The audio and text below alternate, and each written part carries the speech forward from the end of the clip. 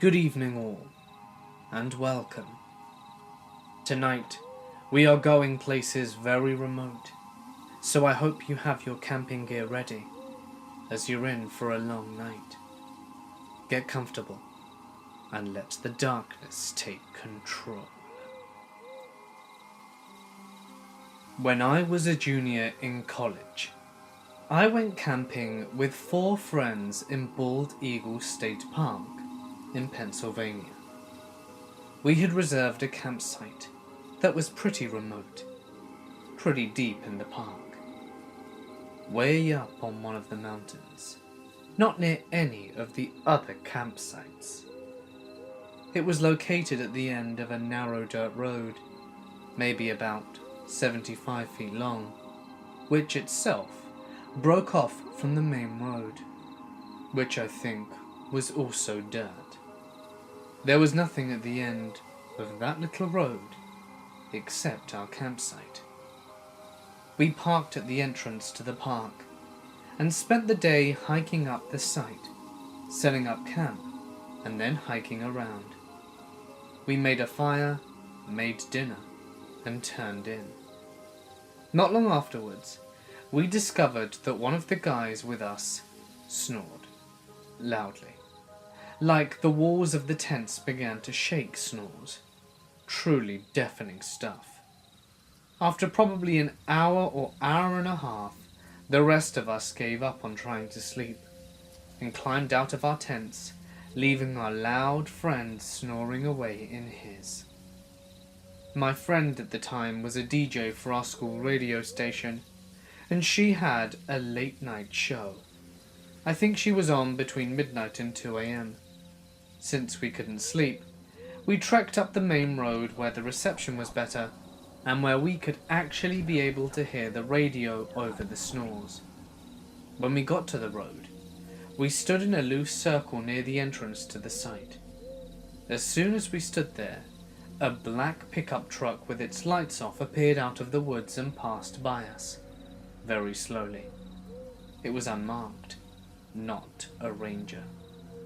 We listened to the radio for maybe half an hour or 45 minutes after that, and even briefly called in to say hi.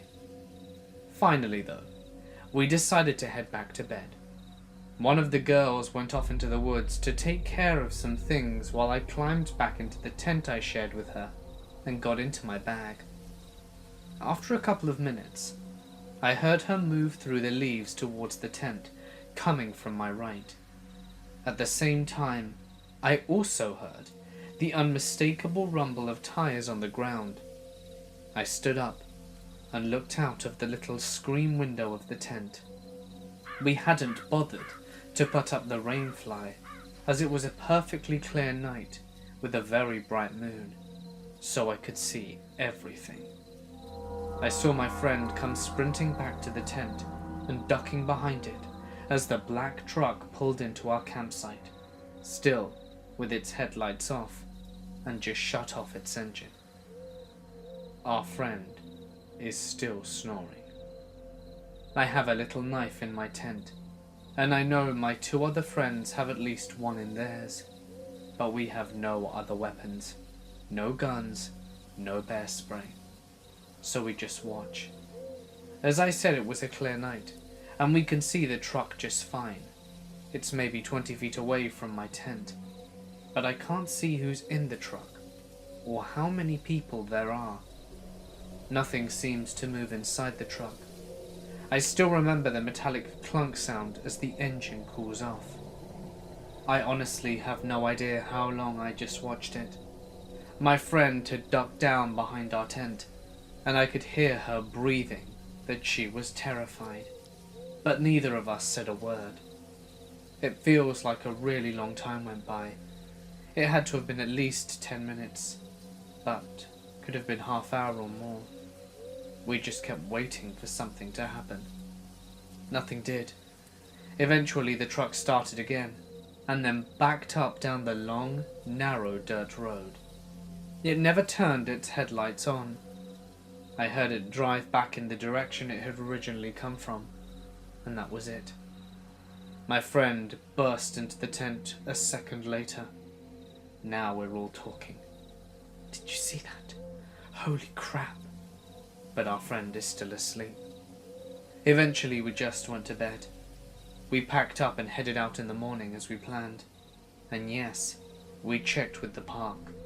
They did not own any black unmarked SUVs, nor did a ranger come to check on our site in the night. This happened during the summer of 2012, when I was 15 and still an active member of a local Boy Scouts troop. I went camping, something my troop had frequently done. The camp we chose was for a full weekend. It was a nice forested area with taller grass. It also lacked other campers, and we saw no cars driving in or out throughout the time we spent there. Since we did not have to worry about other campers, our troop had a big campfire on Saturday night that went late into the night. Eventually, our campfire started to die out, prompting us to put it out and respectively hit the hay. Oddly for me, I was unable to sleep that night. I usually slept well on campouts, especially when I have the pleasure of using a tent alone, like I had done on this occasion.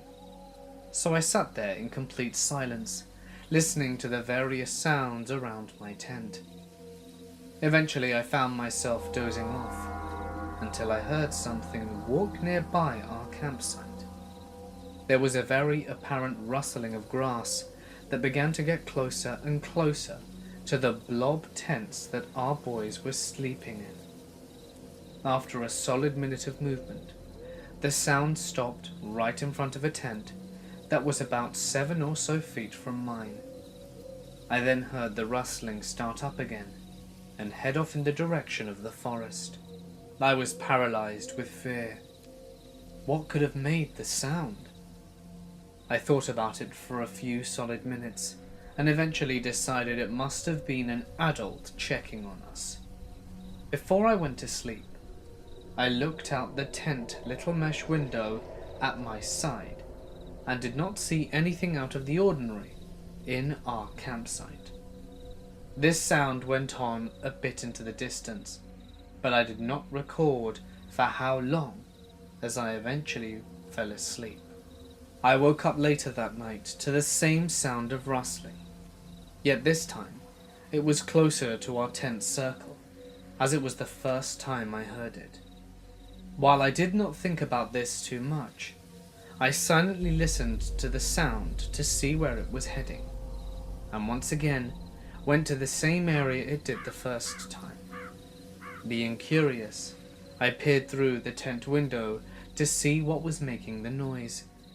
My face turned white, and I couldn't move.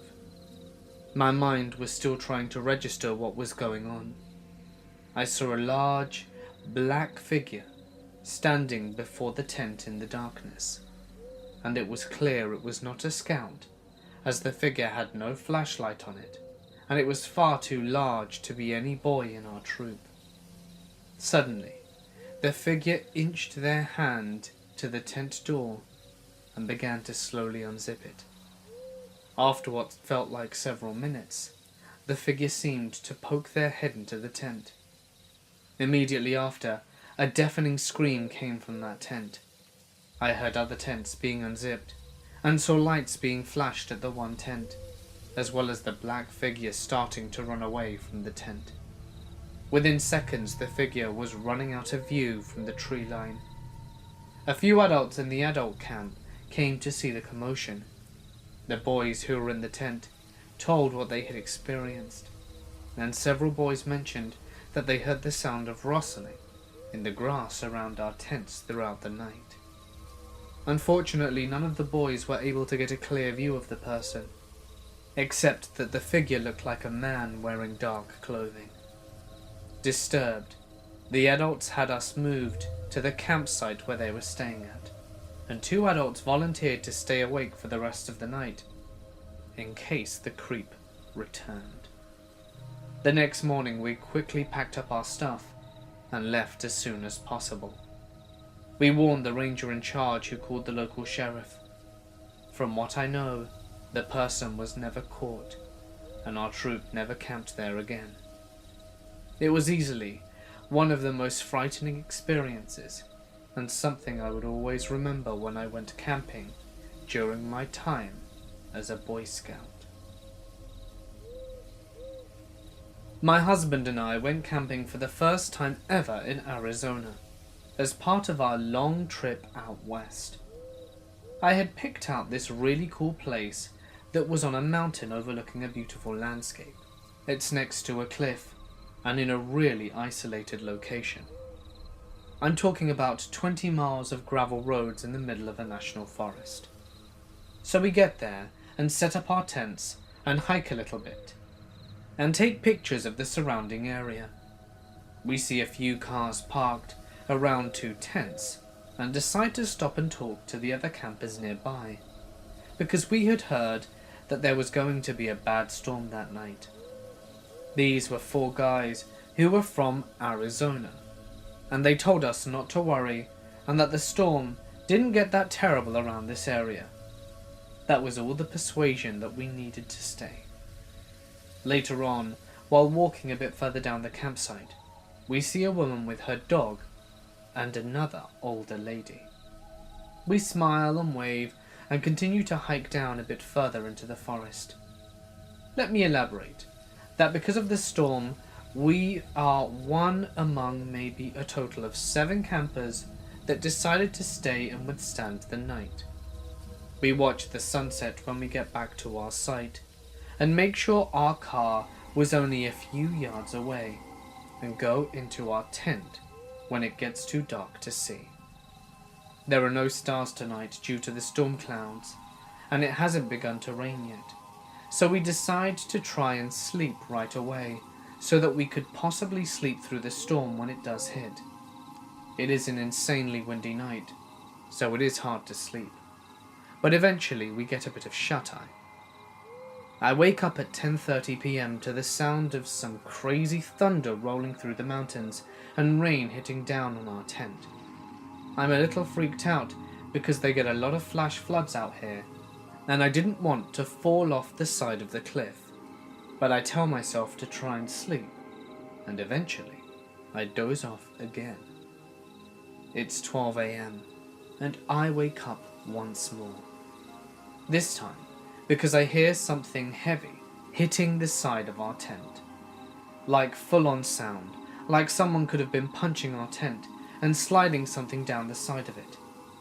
I opened my eyes and couldn't see anything. It was completely dark, no light whatsoever. The sound continued every couple of minutes, and it was at this point that I was soiling myself. Suddenly, I hear footsteps right next to my side of the tent. They are slow, but steady. I feel my entire body freeze up. I seriously start thinking about how this is it, and I'm about to die. My heart is beating so fast that I am certain whatever is out there can hear it. Then, whatever it is, lets out a deep sigh right on the opposite side of the tent. I'm thinking it's a bear, and realizing that I might actually have to face this thing. In a desperate call for my husband's mind-reading powers, I squeeze his hand really repetitively and he wakes up. But instead of reading my mind, he blurts out, "What's wrong? Why are you squeezing my hand?" Right as he says this, the footsteps stop. I don't hear the footsteps again. So after a while, I break out of my frozen state and tell him what I'd heard. We decide it may have been an animal passing by, but whatever is hitting our tent continues every so often, and I'm starting to go a little insane from this night, wondering what's going on. We convince ourselves that it's just pines falling from trees above us and try to sleep again. We just need to make it through one night, and then we can laugh about it in the morning. A couple of minutes go by, and suddenly the tent caves in on my husband's side, right on his head. He whispers that it feels like something is pushing the tent, and I feel my heart instantly sink. I'm freaking out, thinking it's a bear that just sat on his head. But he decides to push back, and we hear the familiar noise of something sliding off our tent that we've been hearing for the past few hours. And then we realize that it's been snowing outside, and the noise we were hearing was heavy ice falling from the trees onto our tent. Our tent is covered in thick ice, and my husband pushes the tent from the inside until all of the ice slides off. Still determined to make it through the night, and a little relieved that it was just ice and not a bear, we try to sleep and make it to sunrise. We keep on a small light that my husband had luckily brought with him just to calm us down a little. Things are starting to seem normal again. We both close our eyes. It's 3 a.m. at this point, not even 30 minutes after we had settled down. My literal worst nightmare happens. Out of the pitch black night, we hear a woman screaming. We distinctly hear her say, "What the hell? Oh my God!" followed by some other non-tangible words that sound a lot like help. The way that she screamed didn't sound like anger. It sounded like terror and a sense of pure panic. My husband and I are both frozen, looking for each other. I quickly shut off our light and start panicking and asking what we should do because, what the hell, how is this really happening now? While we are trying to decide what to do for the next few minutes, we hear her again. But this time she is screaming, "No, no, no, no, no," as we hear a car speed off into the night. I'm in tears at this point. We have no idea what's happening. It's dead silent now, save for the icy rain hitting our tent. It definitely sounded like she wasn't in the car, but more like she was desperately yelling or begging not to be hurt. And this was the breaking point. Because I could take the bad weather. I could take the possible bear outside my tent. I could even take ice falling on our heads in one of the warmest states of America. But this thing, I cannot and will not be ever able to handle. A screaming person in the middle of the pitch black woods at 3 a.m? We decide to get out of there, and even contemplate leaving our tent and booking it to the car. But instead we try to stay level-headed, grab our valuables and put them in the car first. We frantically gather our things and stay close as we shuffle into the car. I close the doors and keep the lights off for a while, scared to attract unwelcome visitors. And while my husband goes back to grab the tent, I dial for 911. I tell them what I'd heard, where we were, and they say that they're sending someone to the campsite to make sure everything's alright. Only thing is, we are literally in the middle of nowhere, and it will definitely take them more than an hour to arrive. Not to mention the storm left those gravel roads in some pretty terrible conditions. So my husband and I decide to start driving, and it's about 3:30 a.m. As we drive out of the campsite, my husband notices one last eerie detail that stuck with me. The 4 guys that we had talked to earlier had left. All 3 of their cars had gone, while their tents remained. Whatever scared them off, they sure left in a hurry. It was only after we started driving that the thought occurred to me.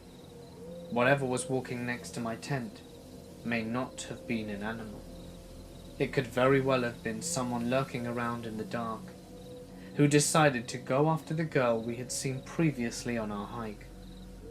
I'm not quite sure what went down on that lone mountain that night, and I hope that everyone got out there okay.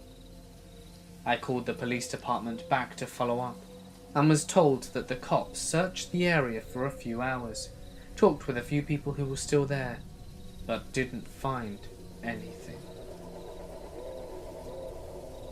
This happened to me just a few days ago.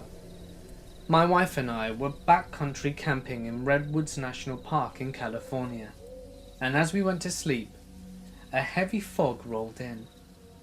I was sleeping soundly in the tent, but at around 3 a.m, I woke up suddenly with a sense that something was outside the tent. I heard the sound of light, muffled footsteps, and a quiet hissing or whispering sound, almost like something was muttering to itself. Assuming it was a bear or raccoon, I gently unzipped the rain fly of my tent and looked out. As soon as I opened the tent, the muttering sound ceased. The fog was so thick, I could barely see more than 15 feet away. The moon and the night sky weren't visible at all. I turned on my headlamp to get a better look, and in the distance I see a faint light turn on as well. At first, I thought it might be another hiker, although we were about 15 miles out and in the backcountry. But it was a yellowish/orange flickering light only a couple of feet off the ground. I see a silhouette of a humanoid shape that almost looks like it's beckoning to me. I grab my knife, get out of my sleeping bag, and walk into the night. As I approached the light, I could see the humanoid shape more and more clearly, but I started to get really unnerved. It doesn't move, it doesn't make any noise. Who or what would be out here at 3 a.m. 15 miles into the woods? I turned once to look back at my tent, and when I turned back around, the light was gone. The next morning we searched the area where I saw the light, but we didn't see any tracks. The thing that scared me the most, though, is that right near where the light was, there was a 50-foot cliff leading into the stream below. I do a lot of hiking and mountain biking in the woods. Nothing has ever made me not want to go back there, but there has been some weird stuff. First, there's a lot of weird stuff in the woods. Teepees, altars, liantos, shrines. Some of it is pretty creepy, but I think most of it is just built by bored people who are trying to make something creepy so that it makes it a bit less scary. Among the strangest of the things that I've seen are a large clearing of trees with all but one entrance blocked off by webs of red strings stretched across the clearing, at least 30 feet in diameter. A wooden tunnel leading to a small room containing defaced religious icons, Buddha statues, crucifixes, Stars of Davids, and dozens/hundreds of creepy Polaroid pictures hanging from the ceiling. Ones I remember include a close-up face shot of a girl sleeping, a dude brushing his teeth taken from outside the window, and a photo booth strip of two girls where one of their faces are crossed out, and it says, "I'm glad you're dead," written with one word on each picture, and a number of weird little shrines with creepy scriptures printed or scrawled into them. But what's a lot scarier to me is the stuff that isn't meant to be creepy, like the aforementioned things hopefully are. I once heard a distant panicked scream, followed by a crashing/thudding sound. I couldn't tell from which direction it came from, and I didn't hear anything else, so I have no idea what it was. I think the creepiest thing I've experienced was one time while walking home from school through the woods. I heard people talking in the distance, and I couldn't hear what they were saying, but they seemed to be arguing. They were quiet for a minute, and then I heard them again, really close now. The forest was really dense here, so although they sounded maybe 15 to 20 feet away, I couldn't see them or pinpoint exactly where they were. This time, I could hear what they said. Guy number 1. "It's messed up, man. You always make me shh. Someone's coming. Crap." From a bit further away to my left than the other guys, who sounded mostly to the right in front of me, another guy goes, "Hurry. Shit. Shh." I came around the corner and expected to see them, but I couldn't see anyone. I kept walking, cautious and trying to be aware of my surroundings. About 10 feet past the corner, I saw something to the left of the trail, close to where the voices were coming from, and caught my eye. It was a bunch of stuff wrapped in a big tarp. It wasn't completely wrapped up, and you could kind of see into it. All I could see was something glass, and I wanted to see what it was. I scanned the forest behind the tarp to make sure no one was watching, and then stepped towards it. Suddenly, one of them says, "Keep walking," very calmly. I looked back into the forest, but still couldn't see anyone. They said, "Go," still calm. I looked for another second, unable to see a soul, and then turned and kept walking like nothing happened. I don't know what was going on there, but the whole time it gave me the creepiest vibe I've ever gotten. In 2007, I was a freshman going on sophomore in college, and my brother Martin was still in high school. We have two much younger siblings, so at the time, they were around elementary school age. My parents decided to take a cruise for their 20th wedding anniversary that year. So my brother and I were voluntold to watch my younger brother and sister, Cole and Charlotte. My brother's best friend Christian stayed with us while my parents were gone, and he helped us plan fun activities for the younger siblings. One idea they were particularly excited about was a camping trip, as my family had never been particularly outdoorsy in the past. Their eyes lit up at the prospect of cooking our dinner on an open campfire and fishing in the stream. Since it was early summertime, we had the great luck of warm but not too hot weather and beautiful clear skies for stargazing. Finally, we packed and readied for the somewhat long drive to the mountains. We checked into our campsite before dark, and Cole and Charlotte helped us to set up the tent. It was strange, but there were no other people at the campground, which was unusual for this time of year. Once we finished dinner, the young brother and sister were ready for sleep, so Martin, Christian and I stayed awake a little longer, catching up and getting things ready for the next morning. Suddenly, a white Astrovan pulled up into the camping spot directly next to ours. He had dozens to choose from, but he chose to park right next to us. "Oh well," Christian said, "at least we have company now." He called out a quick hello to the new neighbor, but received no reply. I got an uneasy feeling almost immediately, but decided to push it aside and continue to get the fishing poles ready for the morning, and put the food away for the night to ward off bears and wild animals. Over the next hours or so, things started to get weird.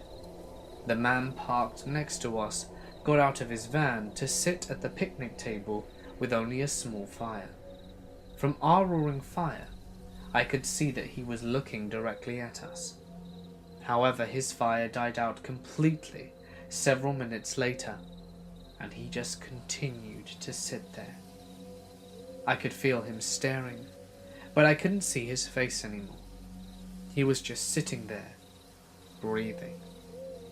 Christine and Martin noticed that I was uneasy, and they picked up on how creepy the situation had started to become. Martin whispered, "Why is he breathing like that? I don't feel safe anymore." I told Christian and Martin that I was going to stay awake, because I didn't trust that guy. As soon as they moved from the fire into their tents, the man rose from the picnic table and started moving towards us. I called out hello and received no response from him. Finally, in a whim of panic, I demanded that we pack up and get home immediately. Christian and Martin got out of the tents and saw the figure of the man just standing there staring at us, breathing hard. We tried to stay quiet and calm as possible while we packed up most of our things and not to alarm Cole and Charlotte, finally throwing everything in the trunk. We drove away and didn't look back. Before leaving the site itself, I asked if we could go to the check-in area at the lodge to see what the hell was going on and see if they knew anything more. What was the guy's deal? But to my surprise, there was no one else registered at the camping site that evening. The story doesn't end there though. About 6 months later, I was in my sophomore year of school when a local hiker went missing in a county over from where we camped and where I went to college. She was doing something so normal, hiking with her dog. Sadly, she turned up several months later, murdered and found in a white Astro van. When the news finally released photos of the van and the man's face, I knew it was him. I got a phone call from my brother and his friend, and they recognized him too. We came to find out that it wasn't his first murder several years later, and he became known as the National Forest Serial Killer. I sincerely mean it when I say that I am incredibly cautious when I'm camping now because of this encounter.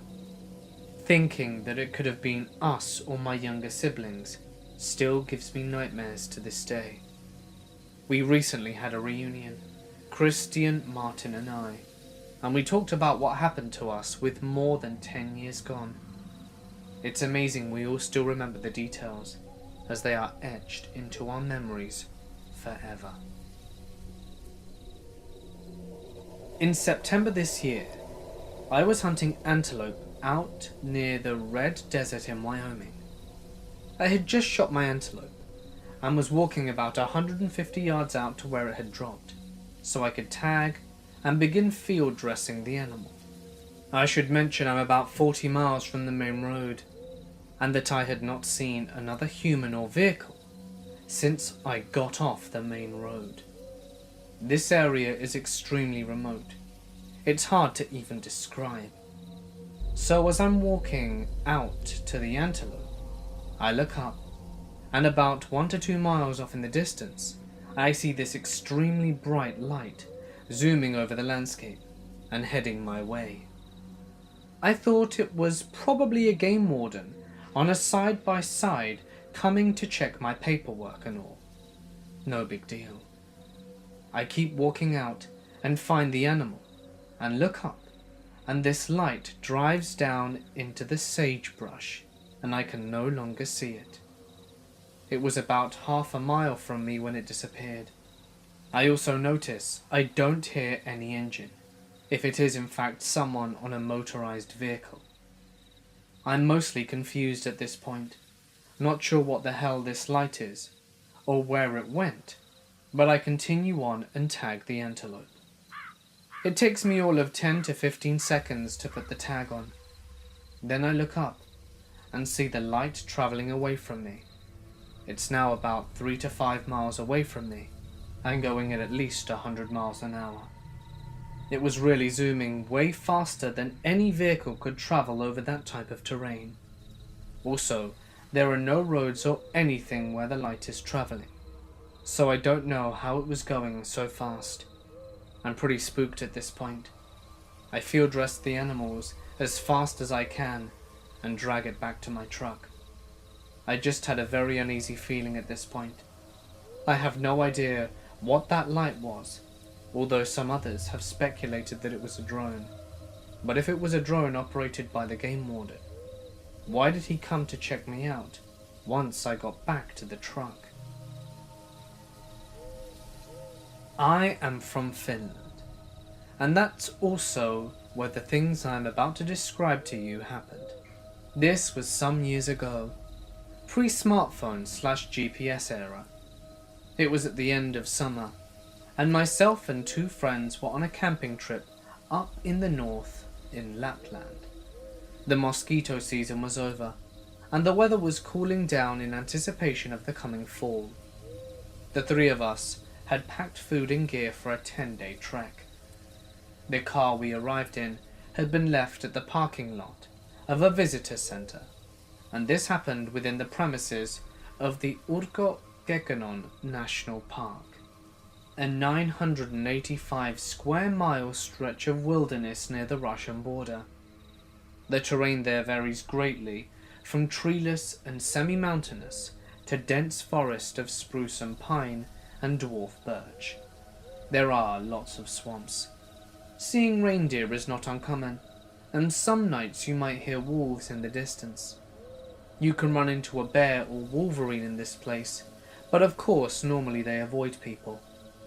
We mostly camped in a tent, but some nights we used shelters and simple huts provided for travellers free of charge. The trip had lasted 5 days, and we were at the furthest of any kind of civilization we were going to be on during that particular outing. Truly in the middle of nowhere. There really is nothing there. There are no villages, towns, or industries. The place is a national park after all. Seeing other hikers happened from time to time. You'd see some people in the distance, maybe. Very rarely you may even come face to face with them. So in the middle of our trip, we were camping in a small clearing. Woodland extended around us for a considerable distance in all directions. It was already dark. We had eaten our evening meal, and all 3 of us were jammed into our only tent. It was a bit cramped, but we fit. We took turns carrying it during the hikes. We were just exchanging some jokes and crude humor in the dark, like guys in their 20s do. Right before we were about to go to sleep in our sleeping bags. When we quieted down, we began to hear it, talking, and the sound of machinery. Given our location, this was profoundly weird. We camped in a tent because there were no huts nearby. Maybe there was another camp somewhere near us. We couldn't quite make out what was being said, but it was a human voice, no doubt about it. But nothing could really explain the sound of machinery. It sounded like an excavator or a tank, something big, powerful, and really not too far away. Combined with the sound of talking, we thought construction yard? But at the time of night, it's an unpopulated protective nature reserve. We get out of the tent. It was cold and pitch black. The campfire had some coals in it still glowing, and we took out our flashlights. My 2 buddies have always been a lot braver than I. The sound was coming from the north, maybe a half a kilometer away. We thought the construction might be going on behind a small hill some distance away. We couldn't see any lights or anything. We still could not make out what was being said. The speaking-like voice was monotonous, and it was impossible to even say which language was being used. It still sounded a lot like a person speaking, though.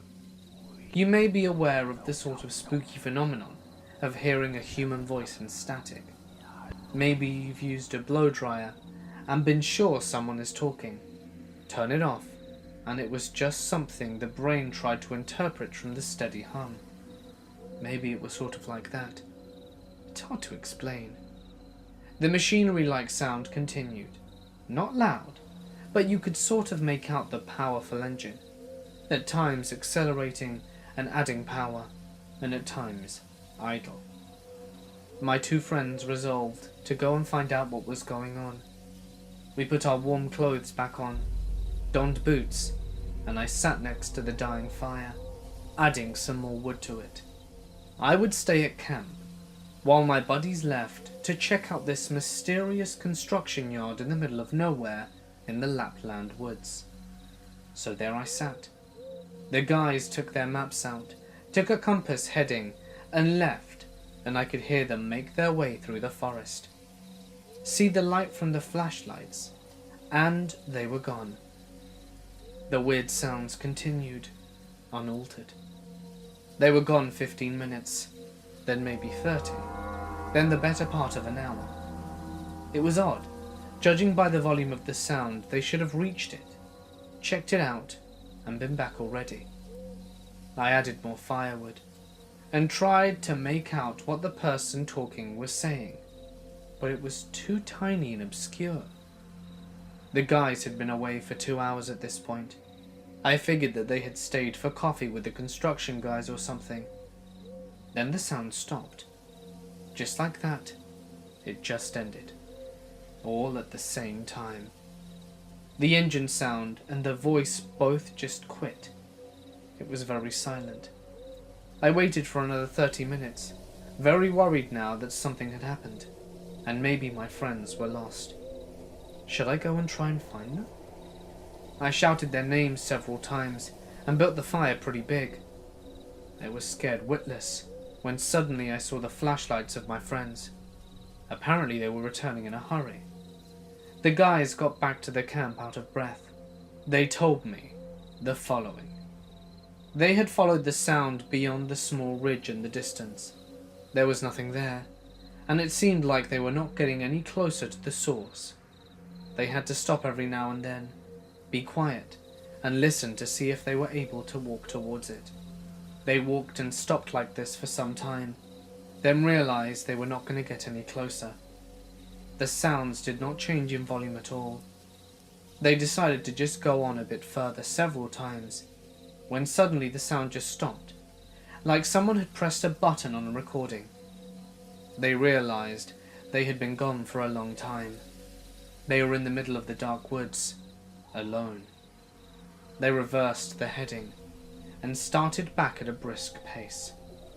Eventually they saw my massive fire from the top of the hill and found their way back. The weird thing is, we seem to think the sound stopped at different times.